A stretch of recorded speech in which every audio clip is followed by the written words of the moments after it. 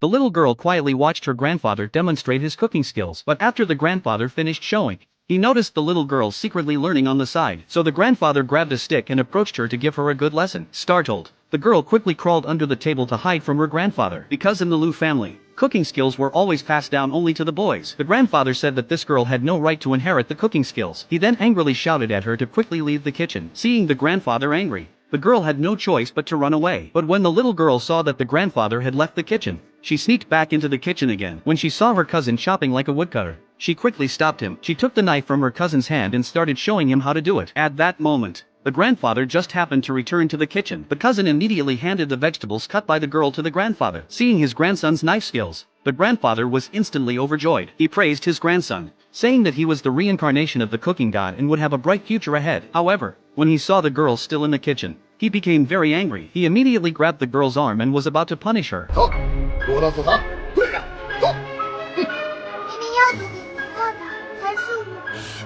让爷爷知道你偷学手艺，就可不是跪祠堂那么简单了。 The girl had no choice but to obediently go to the ancestral hall to be punished. The mother, worried that she was hungry, brought her some snacks. But at that moment, the grandfather and the cousin came to the ancestral hall. He thought that since his grandson had such extraordinary cooking skills at such a young age, he must be the family's lucky star. He then handed him the golden spoon that had been passed down through the family for generations. When the girl tried to touch the golden spoon, the grandfather immediately stopped her. He said that a girl shouldn't casually touch things left by their ancestors. He then criticized her mother for not properly educating the girl. Before leaving, he even kicked the girl's snacks to the ground in anger. Seeing this, the mother could only comfort the girl. But the girl was determined to prove to her grandfather that her cooking skills were no worse than her cousin's. Hungry, the girl ran to a food stall by herself. The stall owner immediately saw that the girl had been punished again, so he kindly gave her a bowl of fried rice. At that moment, a scoundrel started accusing the owner that his fried rice was awful.